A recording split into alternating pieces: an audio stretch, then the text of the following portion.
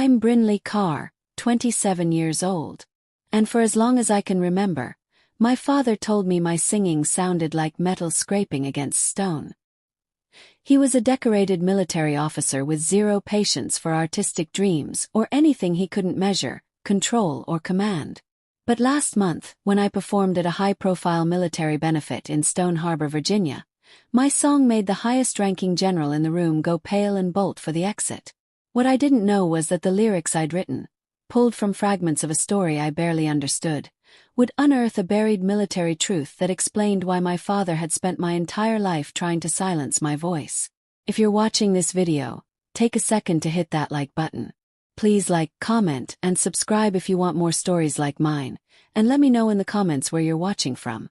Trust me, you'll want to hear how a simple song turned my world upside down.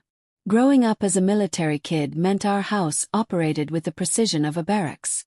My father, Major Rowan Carr, believed discipline was more important than affection. Beds were made with corners tight enough to snap, jackets hung perfectly aligned, and lateness was treated like a moral failure. When he was home, which wasn't often, his presence tightened every muscle in the house. My mother, Elena Carr, was the softness in our world. She moved through the house like a warm breeze, quiet, thoughtful, always trying to shield me from the brunt of my father's rules. She never rebelled against him outright, but she found gentle ways to protect me, smoothing over the sharpness he left behind. My father's deployments were frequent. Kosovo, the Middle East, places she wasn't even allowed to name. When he was gone, the house finally breathed. Those were the months when music flowed freely. I was 7 when music first found me.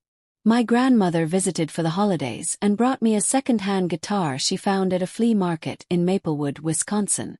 It was chipped on the headstock and worn around the fretboard, but when I touched it, something inside me lit up.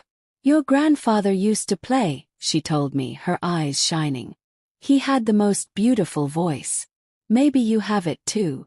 I spent hours clumsily plucking strings, teaching myself chords from a beat-up beginner's guide. When I finally tried singing along, it felt like discovering a hidden room inside myself. 3 months later, my father came home from deployment. The moment he heard me practicing, he stormed down the hall, duffel still slung over his shoulder. "What is that racket?" he snapped. "I'm practicing," I whispered. "Grandma gave me a guitar." He frowned, lines deepening around his mouth. "Sounds like you're strangling a cat. Keep it down." That moment marked the beginning of a quiet war. When he was home, music disappeared. When he left, it flourished. My mother encouraged me in small ways. "Don't mind your father," she whispered once, sitting on the edge of my bed. "He just doesn't understand music." His own father was the same way. In 4th grade, my music teacher noticed I had a strong ear. She kept me after class, let me practice on the school piano, and gave me extra sheet music. When the school talent show came around, I performed Somewhere Over the Rainbow. My mother sat in the front row, camera recording every second. My father was deployed. The applause was thunderous, but when I showed him the video months later, he watched for 30 seconds before handing the camera back. "That's nice, Brinley. Work on your math. Music won't get you anywhere." I wrote my first real song at 12, crafted from journal entries about missing him during his deployments. My mother cried when she heard it. "Your father should hear this," she said. But when I played it for him during a rare 2-week leave, he only asked if I had finished my homework. The older I got, the wider the divide grew. He couldn't understand why I poured myself into music instead of the youth fitness programs he pushed. I couldn't understand why the thing that made me feel most alive made him look disappointed. Everything shifted in 7th grade when I met Ms. Reverie Dalton, the choir director who changed my life. After hearing me sing in class, she pulled me aside. "Brinley, you have something rare," she told me. "A voice that carries stories. I want you in choir." When I told her about my father's attitude, she nodded. "People fear what they don't understand. Let your voice grow anyway." She became my mentor, my sanctuary. She gave me private lessons during lunch, recorded my songs on school equipment, and taught me how to shape emotion through melody. My confidence grew under her care. But every step forward with her became a step into conflict at home. When I made the high school's advanced choir as a sophomore, one of only 3 to do so, my mother hugged me tightly while my father frowned at the rehearsal schedule. 3 days a week. This will interfere with your studies, he said. Your SAT prep matters more than singing. I can do both, I insisted. For now, he said. But college applications don't care about choir. He wanted me to attend Monarch Point Military Academy, his alma mater. I wanted to major in music. I joined choir anyway. Our director, Mr. Lionel Graves, pushed us to excellence. I grew stronger, braver. I performed solos. I performed with heart. My father refused to attend a single performance. The quiet war between us escalated until the night I came home radiant from my first major solo, only to find him waiting with brochures for military summer programs. He didn't ask how it went. He didn't want to know. And then he said it, the sentence that burned. You sound like a wounded animal half the time. Music isn't your future, Brinley. Accept that. Shattered something. Not my dream, just the last thread tying it to his approval. I stormed to my room that night, tears blurring the posters on my walls, posters of singers who felt like lifelines. My mother sat beside me as I sobbed into my pillow. He doesn't mean it, sweetheart, she whispered. He just wants what he thinks is best for you. He's never even listened, I choked out. Not once. My mother didn't have an answer, and that silence hurt more than the argument. At school the next day, I found comfort with my best friends, Zane Hollister, a drummer with wild curls and hands always dusted in paint from his art classes, and Alyssa Reddington, a bass player whose deadpan humor could pull me out of any dark spiral. My dad said I sound like a dying animal, I muttered at lunch. Zane tapped a rhythm on the table. Parents don't get it. My mom calls my drumming that thunder noise. Alyssa shrugged. My parents keep asking when I'll learn a real instrument, whatever that means.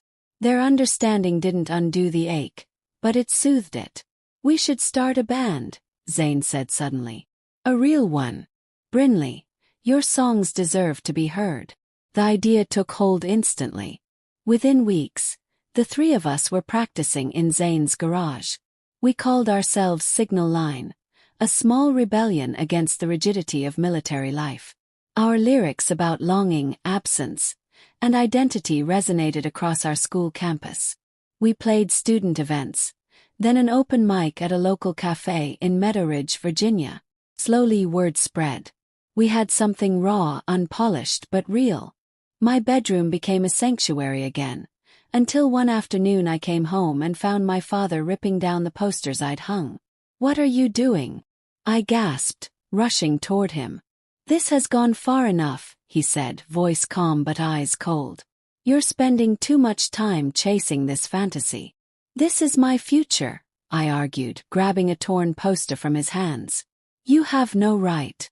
I'm your father, he snapped. And I won't stand by while you waste your potential. You don't even know what my potential is, I whispered, voice shaking. You've never tried to find out. The fight escalated until my mother physically stepped between us. But the damage was done. Emotionally and in my room, pieces of posters scattered like broken dreams. By graduation, the tension between us had calcified into something brittle and sharp. My father left military academy brochures around the house like landmines. I quietly applied to music programs at several universities using money I earned from cafe performances. When acceptance letters arrived, I hid them until the night of my graduation party. My mother cooked my favorite foods. For a brief moment, things felt almost peaceful, until my father raised a toast. To Brinley, he said proudly, and her bright future at Harrington Military University. Continuing the Carr tradition. My stomach dropped. I haven't decided on Harrington, I said quietly. His smile faltered. We discussed this. No, I corrected him. You discussed it. He stared at me. What is that supposed to mean? It means I've been accepted to Sagewood Conservatory of Music and Bellwood University, both with scholarships. The silence that followed was suffocating. Music schools, he finally said, voice razor sharp. After everything we've talked about. After everything you've talked about, I repeated. You've never asked what I want. Because what you want is unrealistic, he exploded, slamming his palm against the table. You want to chase some naive dream while your peers are choosing real careers. Serving, leading, building. There are other ways to serve, I said firmly. Music matters. It heals people. It's selfish indulgence, he shot back. And I won't support it. If you choose this path, you're on your own. No financial help. My mother gasped softly. Rowan. I looked at him. This man who felt more like a storm than a father. And something inside me clicked. Fine, I whispered. I'll do it alone. And I meant it.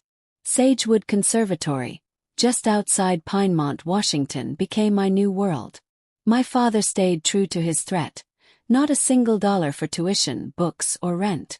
My mother slipped me small envelopes of cash when she could, eyes full of guilt, but I refused to lean on her heavily. I worked 3 jobs. A campus cafe at sunrise, the university library in the afternoons, and weekend shifts at a diner near my tiny off-campus studio. I practiced until my fingers blistered and my voice grew hoarse. It was brutal, but for the first time I felt like my life was truly mine. My freshman composition professor, Dr. Langford, noticed something unique in my writing. You write absence well, he observed one day after class. Not heartbreak, absence.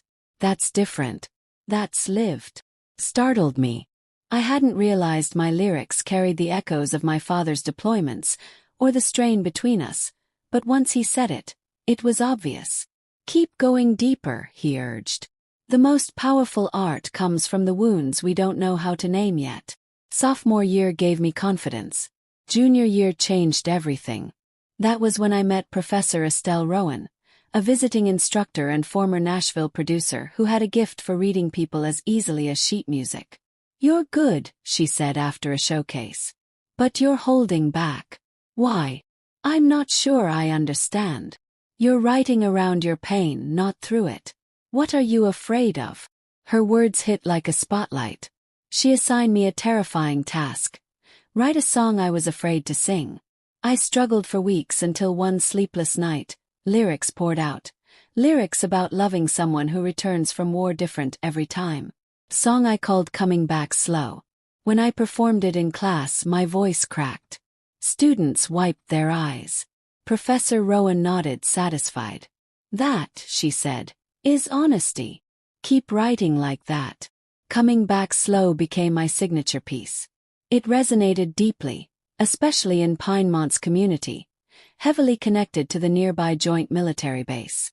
After shows, people approached me with tears in their eyes, sharing their own stories. And for the first time in my life, I felt understood. A regional songwriting competition came next. I entered reluctantly. The competition was fierce, filled with seasoned young musicians across the Pacific Northwest. I performed Coming Back Slow in the finals. I won. I called my mother immediately. She squealed with pride. Then I asked the question I knew would haunt me. Is Dad there? He is, she whispered. Do you want me to hand him the phone? I hesitated, then said yes. When he finally spoke, his voice was low. That's good, Brinley. A hobby win is always encouraging. It almost didn't hurt. Almost. 'Cause somehow, I still wanted him to hear me. Really hear me. During my senior year, something unexpected happened. I reconnected with Archer Vaughn, a childhood friend whose military family had been stationed near ours for a few years before moving to Briarfield, North Carolina. We ran into each other at a coffee shop in Pinemont, and the ease between us surprised us both. So, you actually became a musician, he said, nodding toward the guitar case leaning against my chair. You always said you'd do it. I'm trying, I admitted. Harder than I expected, though.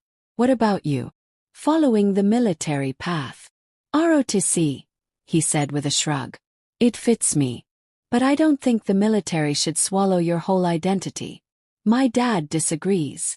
The comment struck a deep chord. Archer's perspective was different from my father's. Where my father saw duty, Archer saw purpose and community. He talked about his training with excitement, not with the pressure my father used as a weapon. You know, Archer said thoughtfully, the military isn't anti-art. Half the guys in my unit write poems or listen to acoustic playlists when things get rough. Music keeps us sane. His words cracked open a belief I'd held for years, that my music and the military world were incompatible. Archer didn't treat them as opposing forces. Our friendship resumed easily. He came to my performances when he could, leaning against the back wall in his ROTC jacket, clapping louder than anyone. Meanwhile, as graduation approached, my senior showcase consumed me. Each note, each lyric, felt like proof I was building a life no one could take from me. After graduation, reality hit me hard. Seattle winters are cruel to dreamers. I moved into a tiny studio in the Lindenport district, a place barely big enough for a bed, a desk, and my instruments. Rent devoured my savings. Open mics didn't pay. My caffeine-fueled barista job barely covered food. I juggled teaching guitar lessons, library shifts, weekend work at a bar, and performing anywhere that had a microphone, even if the audience was just 2 people and a bored bartender. Some nights I lay awake, staring at my ceiling, wondering if my father had been right all along. But then I'd perform and someone would cry or smile, or close their eyes and breathe like my words reached a hidden place. Those moments kept me going. 3 months into the struggle, fate intervened in the form of a complicated coffee order. A man wearing a vintage band t-shirt stepped up to the counter. I complimented the shirt. He raised a brow. You know the replacements? He asked. I have an unusual musical upbringing, I replied. His name was Micah Sterling, a producer at a small independent studio downtown. When he mentioned they needed vocalists, I told him I was interested. You any good? He asked bluntly. Yes, I said, with the kind of shaky confidence you only earn when no one else has believed in you. He smiled. Bring me a demo. No promises. I spent the night recording my strongest tracks, then delivered the USB drive first thing the next morning. 2 days later, Micah called. You've got something real, he said. I want you in the studio. That single opportunity cracked the door open. Session work led to more sessions. Micah became a mentor, sharp, honest, unfiltered. Your voice tells stories, he said. Especially the military family stuff. It lands because it's lived. Around that time, my mother planned a trip to visit me. She flew into Lindenport with 2 boxes of my grandmother's old things. Albums, a locket, and a bundle of letters tied with faded ribbon. They were between your grandmother and a soldier she loved before she met your grandfather, she explained. His name was Lieutenant Adrian Ashford. Late that night, I stayed up reading their letters. They were tender, poetic, full of coded phrases describing missions in Vietnam. Phrases that passed military censors only because outsiders wouldn't recognize the meaning. One letter stood out. The final one wasn't even written by Lieutenant Ashford. It came from another soldier, informing my grandmother that Adrian had been killed during a classified operation. The details were redacted. Those letters haunted me. They felt like ghosts whispering through the years. I wrote a song inspired by them, Silent Drums, a piece about the hidden griefs left behind by war. When I played the rough version for Micah, he stared at the speakers for a long moment. That, he said quietly, is the one. We recorded it with care. Soft percussion, warm harmonies, nothing too heavy. I sent the final version to my mother. 2 days later she called, her voice thick. Your father listened to it, she whispered. All the way through. Froze. And, asked. He didn't say anything. But he listened, Brinley. That's something. It was more than something. It was a crack in a wall I'd believed was unbreakable. Archer, now nearing his active duty assignment, heard Silent Drums too. This song, he said slowly, gets it. Really gets it. Brinley. There's a military benefit event next month. Huge. I think I can get you a performance slot. Me? Yes. Why me? Because your music isn't just music. It tells the truth. 2 weeks later he confirmed it. The event organizers wanted me. Micah helped me prepare. I rehearsed obsessively, polishing silent drums until it shimmered with emotion. Then my mother called with shocking news. Your father wants to come, she said. He insisted. I almost dropped the phone. He had avoided my music for 20 years. And now he wanted to sit in the audience. Hope and terror collided inside me. The night of the benefit at Harborcrest Hall in Virginia felt unreal. The auditorium shimmered with uniforms and medals. Archer greeted me backstage in his crisp formal dress uniform. You've got this, he whispered. My parents found their seats. My father's posture was stiff, unreadable. And then during silent drums, when I reached the bridge quoting Lieutenant Adrian Ashford's coded phrases, I watched General Hawthorne Ashford himself, a towering 4-star officer, go pale and stand abruptly. He left the auditorium. My father followed moments later. I finished the song heart-pounding. Backstage an aide approached me. Miss Carr, he said, General Ashford requests your presence. Immediately. Archer's eyes widened. This is big, he whispered. Nothing could have prepared me for what happened next. General Ashford revealed that Lieutenant Adrian Ashford, the man from the letters, was his younger brother. And my father had been part of the same lineage of special operations. The coded phrases in my grandmother's letters weren't poetic metaphors. They were remnants of a classified mission both men had ties to. My father finally broke. He told me the truth. Music hadn't been noise to him. It had been a mirror, trigger, a wound he wasn't ready to face. And my voice, my gift, had always frightened him because it forced him to feel what he had spent decades burying. We spent days talking, really talking, for the first time in our lives. He apologized. Cried. He cried. We rebuilt something new from the ashes of everything unsaid. Silent Drums became my breakthrough song. I was invited to perform at veteran centers, on bases, at retreats. My father attended some of them, sitting quietly, listening fully. General Ashford even contributed to my first album's liner notes. And the bridge my music built between military and civilian life became my purpose. A year later, my father mailed me a package. Inside was my grandmother's guitar, fully restored. The note read, "Your voice was never the problem. It was what I feared hearing. Keep singing. Dad." Sometimes art says what people cannot. Sometimes the thing someone tries hardest to silence is the thing that saves them. Thank you for listening to my story. If it resonated with you, please like, comment, and subscribe, and let me know where you're watching from.